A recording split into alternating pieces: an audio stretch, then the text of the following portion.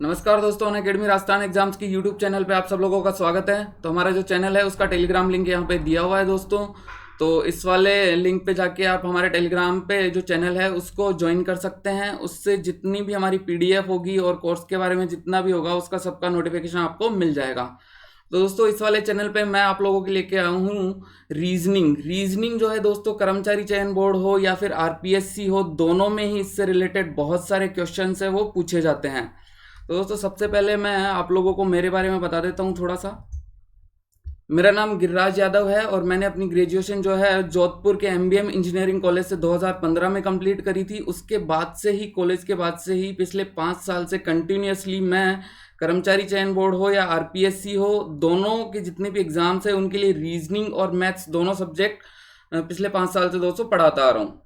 ठीक है दोस्तों, अब बात करते हैं, अगर आप मेरे नाम से कोई भी कोर्स परचेज करते हैं दोस्तों तो उसमें आप मेरा कोड जो है गिरी लाइव GIRILIVE वो यूज कर सकते हैं। उससे इस वाले से दोस्तों आपको क्या हो जाएगा, जो भी कोर्स की प्राइस होगी उस पर 10% का ऑफ हो जाएगा। ठीक है दोस्तों, अपन अब बात करते हैं अपना जो सब्जेक्ट है उसकी। एक मिनट, स्लाइड यहाँ पे मैं चेंज कर लेता हूँ। जैसा कि दोस्तों मैंने आप लोगों को बताया कि रीजनिंग जो है वो पिछले 5 साल से मैं पढ़ाता आ रहा हूँ। तो आज रीजनिंग के बारे में मैं आपको यहाँ पे पूरा डिटेल से स्टार्टिंग से अपन क्या लोग करने वाले हैं, डिस्कस करने वाले हैं। रीजनिंग जो है दोस्तों 2 टाइप की होती है, वर्बल और नॉन वर्बल। वर्बल का मतलब ये होता है कि जिन क्वेश्चंस को अपन केवल मौखिक रूप से सॉल्व कर सकते हैं वो होते हैं वर्बल रीजनिंग के अंडर आते हैं वो वाले क्वेश्चंस। ऐसे ही उसके बाद में दोस्तों आते हैं नॉन वर्बल। ठीक है, जिनको अपन जो डायग्राम बेस्ड क्वेश्चंस होते हैं दोस्तों वो आते हैं नॉन वर्बल रीजनिंग में, और उनको अपन मौखिक रूप से सॉल्व मोस्टली नहीं कर पाते हैं। लेकिन आपकी अगर प्रैक्टिस अच्छी है तो बहुत कम समय में आप उन क्वेश्चंस को भी सॉल्व कर सकते हैं। ठीक है दोस्तों, तो जितने भी वर्बल रीजनिंग के टॉपिक्स हैं वो मैं आप लोगों को यहाँ बताने वाला हूँ। डायरेक्शन एंड डिस्टेंस, जिसमें अपने को क्या दिया होता है, डायरेक्शंस दी हुई होती है, डायरेक्शंस फाइंड आउट करनी होती है। अपने को दिया होता है कि कोई व्यक्ति किसी पर्टिकुलर डायरेक्शन में चल रहा है और अगर वो किसी एंगल से घूमता है तो फिर पूछा होता है कि वो कौन सी डायरेक्शन में जाएगा। तो इस तरीके के क्वेश्चंस हैं वो डायरेक्शन में आते हैं। ऐसे ही डिस्टेंसेस, दूरी अपने को निकालनी होती है, वो क्वेश्चंस अपने को इस वाले टॉपिक में पढ़ने होंगे। ठीक है, उसके बाद में दोस्तों अपन बात करते हैं सिलोइज्म की। सिलोइज्म के काफ़ी सारे क्वेश्चंस हैं वो अपने आने वाले हैं। वेन डायग्राम है उसके क्वेश्चंस आएंगे। एनालॉजी हो गई है, जो समानता वाले क्वेश्चंस है वो आएंगे। पजल्स है, पजल्स के आपको पता है कि एक साथ अगर कोई पजल आती है तो 2-3 क्वेश्चंस एटलीस्ट वहाँ से बनते हैं। ऐसे ही क्लासिफिकेशन है, जिसमें क्या होता है कि अपने को कोई भी 4 चीज़ें दी हुई होगी, उसमें से अपने को क्या होती है, डिफरेंट वाली है वो निकालनी होती है, तो वो भी अपन यहाँ पे पढ़ने वाले हैं। तो ये कुछ टॉपिक्स है वर्बल के। इसके अलावा जो वर्बल रीजनिंग के टॉपिक है दोस्तों वो है अरिथमेटिकल रीजनिंग जो आती है, जिनमें अपने को x + y = 20 ऐसे कुछ किया होता है और x की वैल्यू दी हुई होती है, y निकालना होता है। तो वो वाले क्वेश्चन जो है अपन अरिथमेटिक रीजनिंग में पढ़ेंगे। इसके अलावा घड़ी से संबंधित हो गया दोस्तों, कैलेंडर से संबंधित क्वेश्चंस हो गए, वो सारे के सारे क्वेश्चंस अपन यहाँ पे पढ़ने वाले हैं। इसके अलावा कोडिंग डिकोडिंग हो गया। कोडिंग डिकोडिंग के क्वेश्चंस भी मोस्टली रीजनिंग के जितने भी जहाँ पे भी क्वेश्चंस आते हैं, कोडिंग डिकोडिंग आजकल बहुत पूछा जाता है दोस्तों। तो कोडिंग डिकोडिंग में क्या दिया होता है, अपने को कोई भी लेटर दिया होता है, मोस्टली उसको किसी पर्टिकुलर कोड में किसी अलग तरीके से लिखा होता है, फिर अपने को दूसरा वर्ड दिया होता है, उसका उसके अकॉर्डिंग अपने को पूछा जाता है, तो वो अपन इजीली फाइंड आउट कर सकते हैं। ऐसे ही दोस्तों ब्लड रिलेशन हो गया, जो रक्त संबंध वाले हो गए, जो अपने रिलेशन वाले क्वेश्चंस होते हैं वो अपन वर्बल रीजनिंग के अंडर पढ़ते हैं। ऐसे ही अपने को सीरीज दी हुई होती है कई बार, तो सीरीज है उसको कंप्लीट करनी होती है अपने को।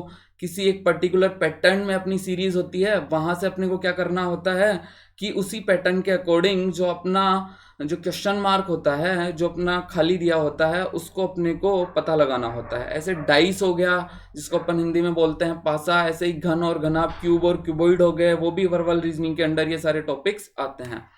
ठीक है दोस्तों, इसके अलावा भी वर्बल रीजनिंग के कुछ टॉपिक्स हैं, वो भी मैं आप लोगों को यहाँ पे बता देता हूँ अभी। इसके अलावा सिटिंग अरेंजमेंट के कुछ क्वेश्चंस होते हैं, वो वर्बल रीजनिंग के अंडर आते हैं। प्रॉपर ऑर्डर में अपने को कई क्वेश्चंस होते हैं, जैसे कि कोई 2-3 चीज़ दी है, जैसे कि शादी हो गया, जन्म हो गया, ठीक है, 2-3 वर्ड देंगे या कुछ लेटर भी दे सकते हैं, या फिर हो सकता है कि कुछ अपने को क्या हो कि अल्फा न्यूमेरिक कुछ दे दे, तो उनको प्रॉपर ऑर्डर में अपने को जमाना होता है। ऐसे मिसिंग नंबर है तो उस वो वाले क्वेश्चंस अपन वर्बल रीजनिंग के अंडर में पढ़ेंगे। ऐसे स्टेटमेंट दिया होता है अपने को, कोई कथन दिया होता है और उसका निष्कर्ष दिए होते हैं, तो इस वाले क्वेश्चन, इस टाइप के क्वेश्चंस भी अपन यहाँ पे पढ़ने वाले हैं। ऐसे ही दोस्तों स्टेटमेंट हो गया, आर्गुमेंट हो गया है, ये वाले क्वेश्चंस अपन वर्बल रीजनिंग के अंदर सारे के सारे टॉपिक्स पढ़ेंगे। अब बात करते हैं दोस्तों अपन नॉन वर्बल रीजनिंग है उसकी। तो नॉन वर्बल रीजनिंग में दोस्तों क्या हो गए, जो इमेज वाली जो अपनी सीरीज है फिगर वाली वो होती है। ऐसे ही कोई 4 फिगर है वो अपने को दिए जाएंगे, उसमें से डिफरेंट वाला जो 3 एक तरीके के होंगे, चौथा कुछ अलग होगा, तो वो वाला फिगर अपने को फाइंड आउट करता है, तो वो क्लासिफिकेशन के अंडर आते हैं। ऐसे ही मिरर इमेजेस अपने को निकालनी होती है, दर्पण जो छवियां होती है वो निकालनी होती है। एम्बेडेड इमेजेस होती है दोस्तों, उसको कंप्लीट करना होता है अपने को इमेज को। ऐसे ही कोई मैट्रिक्स दी हुई होती है, जैसे कि अपने न्यूमेरिक वाले क्वेश्चंस में होते हैं, इमेज वाले में भी, फिगर वाले में फिगर मैट्रिक्स दी हुई होती है। ऐसे ही पेपर कटिंग हो गया और पेपर फोल्डिंग हो गया है। कई बार ग्रुपिज्म वाले भी क्वेश्चंस आते हैं इमेजेस के। तो ये वाले टॉपिक्स है सारे के सारे दोस्तों, वो आएंगे नॉन वर्बल रीजनिंग के अंडर, ठीक है। इसके बाद में दोस्तों ऐसे ही इसमें भी एनालॉजी के कुछ क्वेश्चंस आते हैं नॉन वर्बल रीजनिंग में। वाटर इमेजेस अपनी हो गई, जो पानी के चित्र है वो इसमें हो गए हैं। फिगर 2-3 फिगर है, उनकी सीरीज दी हुई होती है, उसको कंप्लीट करना होता है। या फिर कोई एक पर्टिकुलर एक जो फिगर है वो दिया होगा, उसके कुछ पार्ट्स दिए होंगे और कुछ पोर्शन दिया होगा, वो नहीं होगा, वो अपने को क्या करना होता है, पता करना होता है, ठीक है। पेपर फोल्डिंग मैंने आप लोगों को बता दिया है। और कई बार मोस्टली मोस्टली सारे के सारे एग्जाम्स में काउंटिंग फिगर्स के क्वेश्चंस जो हैं वो अपने आते हैं। ऐसे ही इनपुट आउटपुट वाले क्वेश्चंस है वो हो गए हैं, एनालॉजी हो गई है अपनी। तो ये सारे के सारे टॉपिक्स हैं, वो सब के सब अपने नॉन वर्बल रीजनिंग में आएंगे। अब दोस्तों मैंने आप लोगों को बताया कि रीजनिंग में आपको पढ़ाऊंगा, उसका एक एक टॉपिक जो है वो मैं आपके साथ में यहाँ डिस्कस करने वाला हूँ, पूरा डिटेल में और कॉन्सेप्ट के साथ में डिस्कस करने वाला हूँ, ठीक है। तो आज अपन पहला अपना टॉपिक जो है वो यहाँ पे लेते हैं डायरेक्शन एंड डिस्टेंस, हिंदी में अपन जिसको बोलते हैं दिशा और दूरी। तो ये वाला टॉपिक है, इसको अपन डिटेल में दोस्तों यहाँ पे पढ़ेंगे। तो जैसे कि टॉपिक की हेडलाइन ही है डायरेक्शन एंड डिस्टेंस, दिशा और दूरी, मतलब कि अपने को डील किससे करना है, डायरेक्शन से डील करना है और डिस्टेंसेस से डील करना है। तो सबसे पहले दोस्तों बात करते हैं डायरेक्शंस की। तो सब लोगों को पता होगा कि मोस्टली जो मेन अपनी जो डायरेक्शंस होती हैं वो 4 डायरेक्शंस होती हैं। वो कौन कौन सी होती है, अपनी नॉर्थ होती है, साउथ होती है, ईस्ट और वेस्ट, ठीक है। तो एक बार मैं पेन यहाँ पे सेलेक्ट कर लेता हूँ दोस्तों, ये हो गया पेन। तो दोस्तों हिंदी में भी मैं आप लोगों को यहाँ पे बता देता हूँ कि नॉर्थ जो है उसको अपन बोलते हैं उत्तर, ठीक है। ऐसे ईस्ट जो है अपन उसको बोलते हैं पूरब, ऐसे ही साउथ जो है उसको बोलते हैं अपन दक्षिण, और वेस्ट जो है उसको अपन हिंदी में बोलते हैं पश्चिम, ठीक है। तो ये अपनी 4 मुख्य दिशाएं होती हैं, उत्तर, दक्षिण, पूरब और पश्चिम, ठीक है। तो अपने को ये डायरेक्शंस तो पता रखनी ही रखनी है। उसके अलावा अपने को क्या पता रखना है कि इनके बीच में कोण कितने का होता है। तो अगर इन 4 मुख्य दिशाओं में से कोई भी, अगर अपन 2 मुख्य दिशाएं लेते हैं, ठीक है, लगातार कोई 2 मुख्य दिशाएं लेते हैं ना, जैसे ये हो गई है नॉर्थ, नॉर्थ से अपन अगर राइट साइड में चलते हैं तो अपनी आती है ईस्ट, तो ठीक है, लगातार 2 दिशाएं हो गई, इनके बीच में कोण जो होता है वो हमेशा 90 डिग्री का होता है, ठीक है। ऐसे ही अगर अपन बात करें साउथ, और साउथ के जस्ट बाद में अगर इस साइड चलें लेफ्ट में तो अपनी आती है वेस्ट, तो इन दोनों के बीच में कोण जो होता है वो होता है 90 डिग्री का। ऐसे ही दोस्तों इन दोनों के बीच में जो कोण होगा वो भी 90 डिग्री का होगा, और ये वाला कोण होगा वो भी अपना 90 डिग्री का होगा, ठीक है। तो डायरेक्शंस हो गई हैं, ठीक है, 4 जो मेन डायरेक्शंस हो गई है वो अपनी हो गई है, उनके बीच में कोण हो गया है। ये अपने को ध्यान रखना है कि कोई भी अगर 2 मुख्य दिशाएं, अगर अपन लगातार 2 मुख्य दिशाएं लेते हैं तो उनके बीच में कोण हमेशा 90 डिग्री का होगा। हिंदी और इंग्लिश दोनों में आपको ये ध्यान में रखना है, ठीक है। उसके अलावा एक चीज़ और मैं बता देता हूँ, मैं जो क्वेश्चन सॉल्व करते टाइम शॉर्ट में इन डायरेक्शंस को नॉर्थ को लिखूंगा एन से, ईस्ट को लिखूंगा ईस्ट से, साउथ को लिखूंगा एस से और वेस्ट को लिखूंगा डब्ल्यू से। ठीक है, तो ये अपनी 4 मेन डायरेक्शंस हो गई हैं। इसके अलावा दोस्तों इनकी 4 सपोर्टेड डायरेक्शंस भी होती हैं। वो सपोर्टेड डायरेक्शंस कौन कौन सी होती है? एक होती है पहली नॉर्थ ईस्ट। ठीक है, आप यहाँ पे देख सकते हैं इस वाली स्लाइड में नॉर्थ ईस्ट जो होती है वो इनकी सपोर्टेड डायरेक्शंस होती है। एक मिनट, एक बार पेन सेलेक्ट कर लेता हूँ मैं। नॉर्थ ईस्ट हो गई है अपनी एक, ठीक है, ऐसे ही साउथ ईस्ट हो गई है, ऐसे ही साउथ वेस्ट हो गई है, और एक हो गई है अपनी नॉर्थ वेस्ट। ठीक है, नॉर्थ ईस्ट जो है उसको अपन बोलते क्या है हिंदी में? उत्तर पूर्व। ऐसे ही साउथ ईस्ट है उसको अपन बोलते हैं दक्षिण पूर्व। साउथ वेस्ट है उसको अपन बोलते हैं दक्षिण पश्चिम, और नॉर्थ वेस्ट है उसको अपन बोलते हैं उत्तर पश्चिम। ठीक है, तो 4 मेन डायरेक्शंस मैंने आप लोगों को बताई, वो कौन कौन सी है? उत्तर, दक्षिण, पूर्व और पश्चिम। ठीक है, फिर नॉर्थ और ईस्ट दोनों के बीच में जो एक इनकी सपोर्टेड डायरेक्शन है एकदम मिड में होती है दोस्तों, ये दोनों के वो होती है उत्तर पूर्व। ठीक है, नॉर्थ ईस्ट। ऐसे ईस्ट और साउथ की बात करें तो इन दोनों के मिड में जो होती है वो होती है साउथ ईस्ट। तो ये इनकी दूसरी सपोर्टेड डायरेक्शन हो गई है। फिर तीसरी सपोर्टेड डायरेक्शन की बात अगर अपन करते हैं तो वो होती है वेस्ट और साउथ के बीच में जो आता है एकदम मिड में, वो आती है साउथ वेस्ट। ऐसे ही चौथी सपोर्टेड डायरेक्शन की अगर अपन बात करें तो वो हो जाती है अपनी नॉर्थ और वेस्ट के बीच में नॉर्थ वेस्ट। ठीक है, तो इस तरीके से जो ये 8 दिशाएं हैं वो अपने को ध्यान में रखनी है। और मोस्टली क्वेश्चंस में, मोस्टली नहीं टोटल क्वेश्चंस में, अगर जो भी डायरेक्शन से रिलेटेड आपके किसी भी एग्जाम में आएगा, भले ही आरपीएससी हो या कर्मचारी अपना आरएसएम एसएसबी हो, ठीक है, दोनों में ही इन 8 डायरेक्शन से अलग अपने कुछ भी नहीं आने वाला है। ठीक है, अब दोस्तों अपन बात करते हैं, मैंने आपको कोण की बात बताई। चारों मुख्य दिशाओं में अगर कोई भी 2 लगातार दिशाएं लेते हैं उनके बीच में कोण होता है 90 डिग्री का। ऐसे ही अगर अपन 8 की 8 दिशाएं लेते हैं ना दोस्तों, तो उनमें अगर कोई भी 2 लगातार दिशाएं लेंगे, जैसे कि नॉर्थ हो गई है, नॉर्थ के बाद में कौन सी हो गई है? North east. ठीक है, तो इन दोनों के बीच में हमेशा एंगल कितना होगा? 45। ऐसे ही नॉर्थ ईस्ट और ईस्ट की बात करें तो इनके बीच में भी एंगल होगा 45 डिग्री। ठीक है, और वैसे भी मैंने आप लोगों को बताया कि जो ये सपोर्टेड डायरेक्शंस होती हैं मेन डायरेक्शन के एकदम मिड में होती है। तो ये वाला एंगल 90 डिग्री था, तो 90 का आधा कितना होता है? 45। तो 45 के 2 पोर्शन में डिवाइड कर दो तो एकदम आधा हो जाएगा कि नहीं हो जाएगा? मिड में आ जाएगी ये वाली डायरेक्शन। ठीक है, ऐसे ही ये वाला एंगल जो है दोस्तों वो भी 45 डिग्री होगा। ऐसे ये वाला एंगल है वो भी 45 डिग्री होगा। ठीक है कि नहीं? ऐसे साउथ और साउथ वेस्ट की बात करें तो ये वाला एंगल है वो भी 45 डिग्री हो जाएगा, ये वाला एंगल है वो भी 45 डिग्री हो जाएगा। ठीक है, सारे के सारे एंगल, कोई भी 2 लगातार दिशाएं अगर अपन लेते हैं ना इन 8 दिशाओं में से, उनके बीच में एंगल हमेशा कोण जो है 45 डिग्री का होगा। लेकिन शर्त क्या है कि दोनों दिशाएं जो है ना वो लगातार होनी चाहिए, कंटिन्यूस होनी चाहिए, कोई भी बीच में उनके कोई दूसरी दिशा नहीं आनी चाहिए। ठीक है, तो मुख्य दिशाओं के बीच में अगर कोई भी कोण की बात करें तो 90 डिग्री होता है 2 लगातार दिशाओं के बीच में। और 8 जो मैंने डायरेक्शंस बताई हैं, ठीक है, 4 मैन और 4 इनकी सपोर्टेड, उनमें कोई भी 2 लगातार दिशाएं लेते हैं तो उनके बीच में दोस्तों एंगल होता है वो होता है 45 डिग्री। 45 डिग्री का अपना कोण होता है। ठीक है, दोनों चीज आप लोगों को ध्यान में रखनी है। ठीक है, अब दोस्तों एक चीज और है वो आप लोगों को जो ध्यान में रखनी है इस वाले टॉपिक में, कि सनराइज और सनसेट। वैसे तो सब लोगों को ये पता ही होगा मोस्टली लोगों को कि जो सनराइज होता है, सनराइज को एक बार मैं हिंदी में भी यहाँ पे लिख देता हूँ। सनराइज का मतलब होता है सूर्योदय। ठीक है, सनराइज का मतलब होता है सूर्योदय, मतलब सूरज जिस दिशा में उदय होता है। ठीक है, ठीक है, सबसे पहले जो सनराइज होता है मॉर्निंग में वो कौन सी दिशा में होता है? ईस्ट में होता है, सब लोगों को पता होगा, पूर्व में। ऐसे ही जो सूर्य जो अस्त होता है, सूर्यास्त जिसको अपन बोलते हैं, इंग्लिश में बोलते हैं सनसेट, वो कौन सी दिशा में होता है? वेस्ट में। वेस्ट मतलब पश्चिम में। तो ये वैसे तो बहुत ही नॉर्मल चीज़ है, बहुत बेसिक चीज़ है, लेकिन अब मेरा तो फ़र्ज़ क्या है कि आप लोगों को एक एक चीज़ डिटेल में बताने का है, तो मैं आपको बता रहा हूँ। और आप लोग जिनको पता अच्छी बात है, नहीं पता है वो लोग आप ठीक है याद रखना कि सनराइज सूर्योदय होता है वो पूर्व में होता है और सूर्यास्त जो होता है वो पश्चिम में होता है।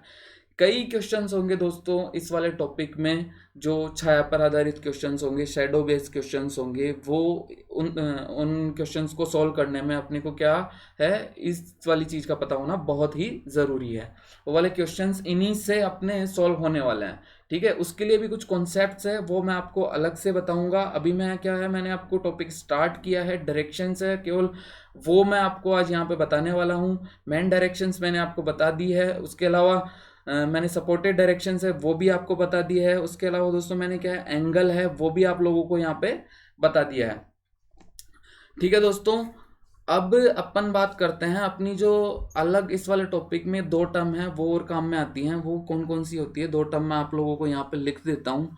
पहली होती है क्लॉकवाइज, ठीक है। क्लॉकवाइज का मतलब क्या होता है, घड़ी की दिशा में, ठीक है, घड़ी की दिशा में।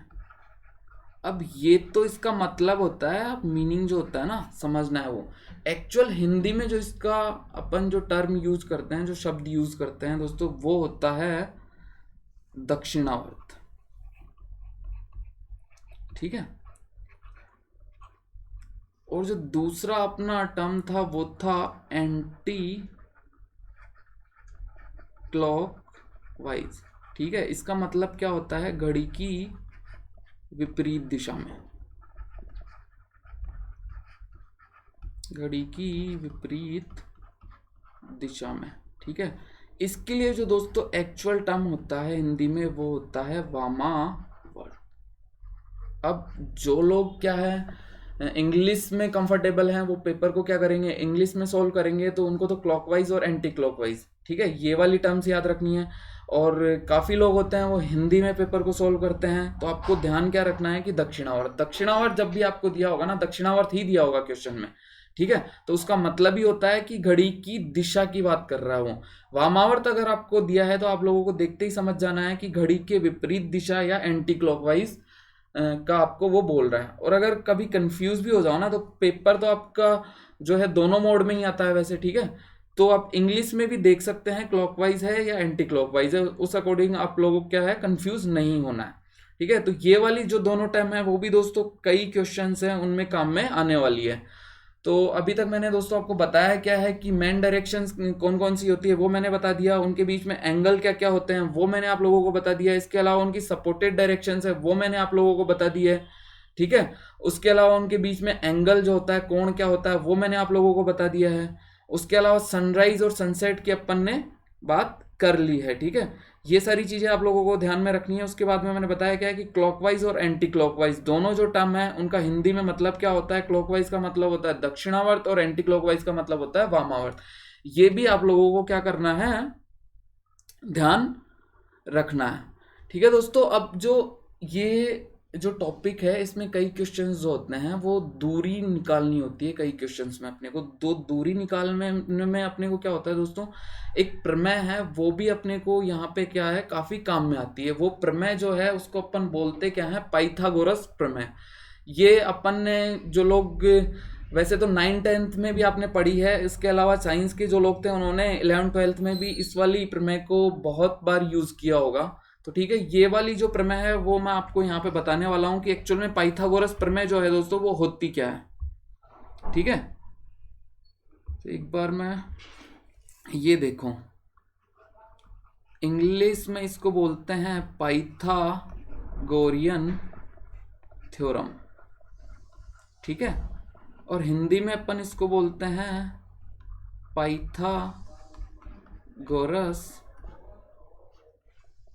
प्रमेय,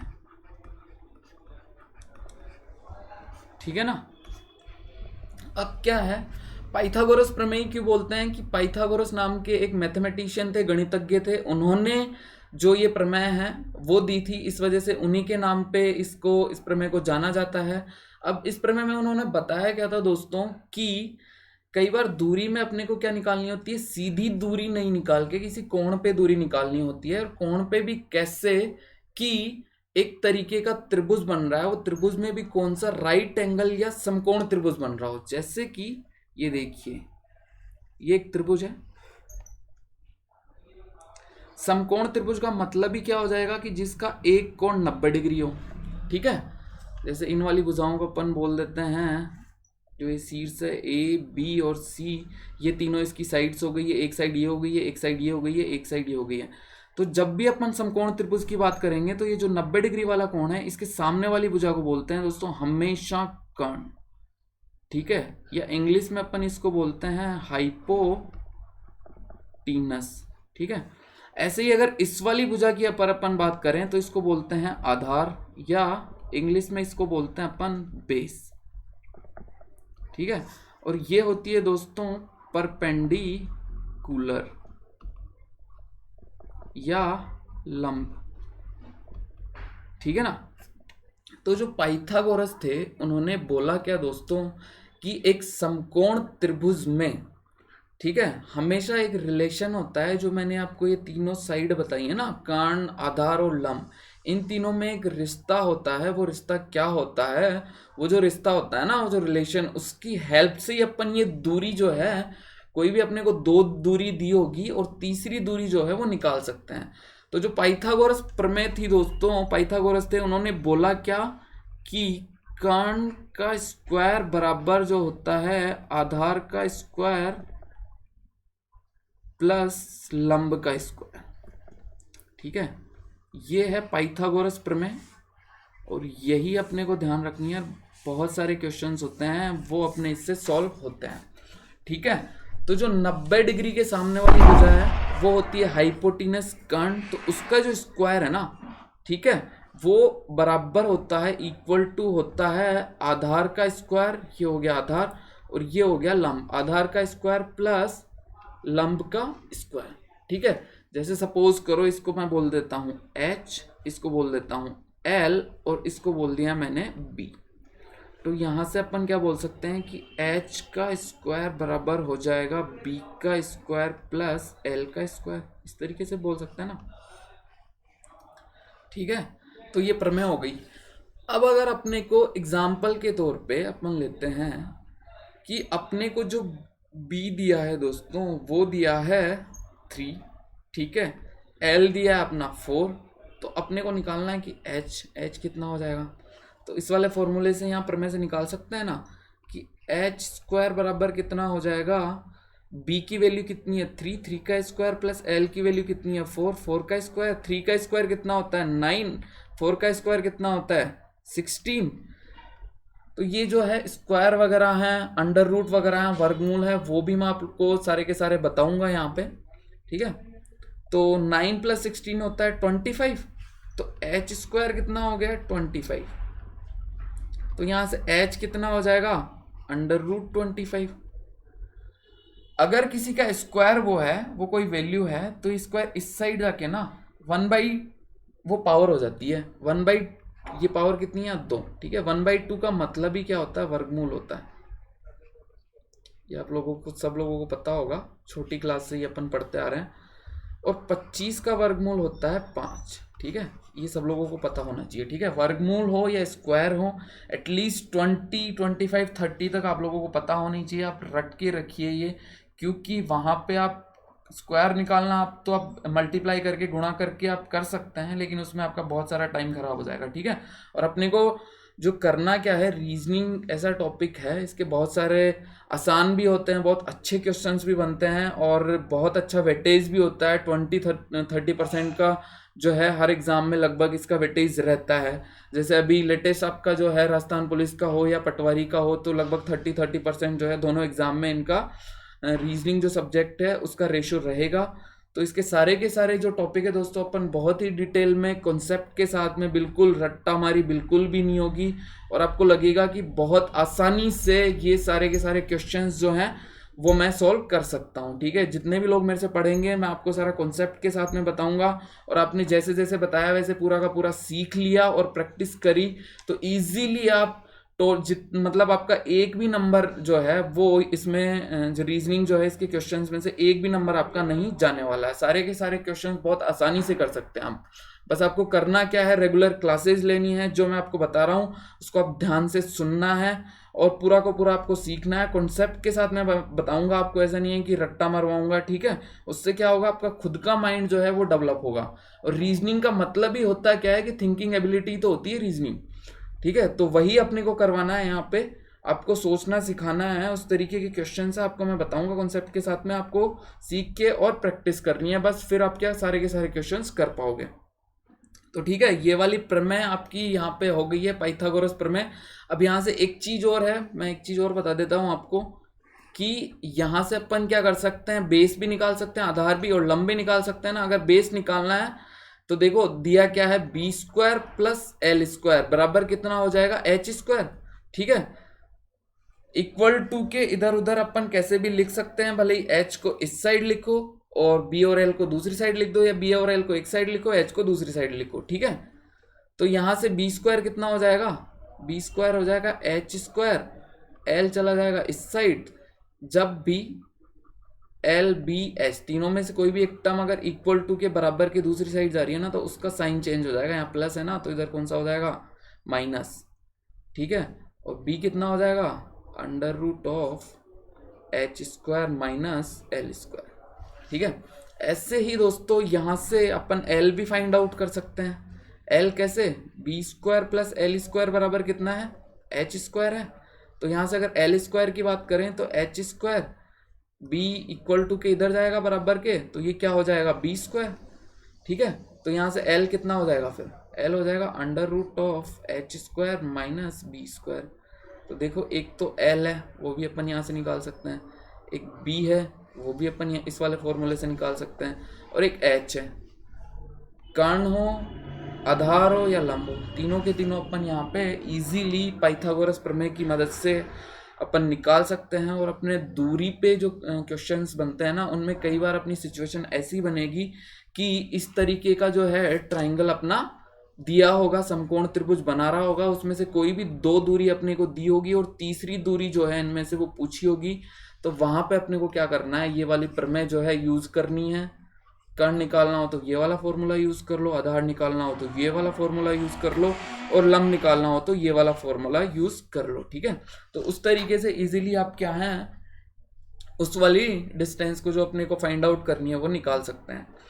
ठीक है दोस्तों, तो आज के लिए इतना ही काफ़ी है। एक बार मैं आप लोगों को बता देता हूँ कि मैंने एक्चुअल में आपको अभी जो बताया है वो आपका क्या रिवाइज हो जाएगा, कि डायरेक्शन एंड डिस्टेंस, ये वाला टॉपिक मैंने रीजनिंग का आज लिया है। उसमें सबसे पहले मैंने आपको बताया कि डायरेक्शन कौन कौन सी होती है, नॉर्थ, साउथ, ईस्ट और वेस्ट, ये चार मुख्य दिशाएं होती है। चार मुख्य दिशाओं में कोई भी दो लगातार मुख्य दिशा लेते हैं ना, तो उसके बीच में जो कोण होता है वो 90 डिग्री का होता है।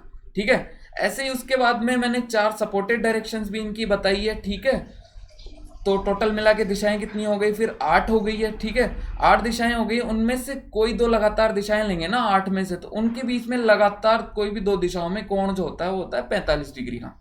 ठीक है दोस्तों, उसके बाद में मैंने आपको बताया कि सूर्यास्त और जो सूर्योदय होता है वो कौन कौन सी दिशाओं में होता है। शैडो बेस्ड क्वेश्चंस हैं, उनमें अपने को ये टर्म काम में आने वाली है। इसके बाद में दो टर्म मैंने आप लोगों को और बताई, वो कौन कौन सी बताई है, क्लॉकवाइज और एंटी क्लॉकवाइज। क्लॉकवाइज का मतलब क्या होता है हिंदी में, क्लॉकवाइज को बोलते हैं दक्षिणावर्त, और एंटी क्लॉकवाइज को अपन बोलते क्या है, वामावर्त। ठीक है, उसके बाद में मैंने क्या बताया कि डिस्टेंस निकालने के लिए, डिस्टेंस वाले क्वेश्चंस में एक प्रमेय है, पाइथागोरस थ्योरम। पाइथागोरस नाम के गणितज्ञ थे, उन्होंने ये प्रमेय दी थी, उनके नाम से ये प्रमेय को जाना जाता है। उसमें क्या होता है कि एक समकोण त्रिभुज आपको अगर दिया है, समकोण त्रिभुज जिसका एक कोण है 90 डिग्री, तो ठीक है, समकोण त्रिभुज के सामने वाली भुजा है उसको अपन बोलते हैं कर्ण या हाइपोटेनस। तो तीनों भुजाओं में रिलेशन जो होता है वो होता है कर्ण का स्क्वायर बराबर होता है आधार का स्क्वायर प्लस लंब का स्क्वायर। तो यहां से दूरी के जो क्वेश्चन है ना, कई बार ये वाली सिचुएशन बन रही होगी और वहां पे दो दूरी अपने को दी होगी और तीसरी दूरी अपने को निकालनी होगी।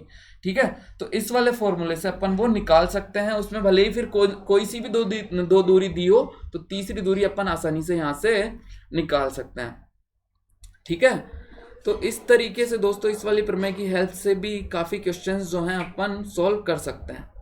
ठीक है, तो दोस्तों ठीक है, आज के लिए इतना ही। और जैसे कि मैंने आपको बताया था कि एक लिंक दिया हुआ है टेलीग्राम का, वहाँ पे आप जाके उसको ज्वाइन करिए। हमारे चैनल का लिंक है, उससे आपको क्या हमारी क्लासेस वगैरह है उनका सारा आपको प्रॉपर पता चल जाएगा। मेरी क्लास भी है, उसकी टाइमिंग क्या है, अभी मंथ का स्टार्ट है, 1-2 दिन में क्लास का जो है शेड्यूल फिक्स हो जाएगा, वहाँ से आप देख सकते हैं। और कंटिन्यूसली दोस्तों जैसे ही आप क्या है इसको आपको पता होगा तो आप प्रॉपर टाइम पे क्या है उसको आप देख पाएंगे और ज्वाइन कर पाएंगे। ठीक है, तो अनअकैडमी राजस्थान एग्जाम्स की यूट्यूब चैनल पे आने के लिए दोस्तों बहुत बहुत शुक्रिया। ठीक है, जो भी एग्जाम है लेट्स क्रैक इट, ये हमारा मंत्रा है।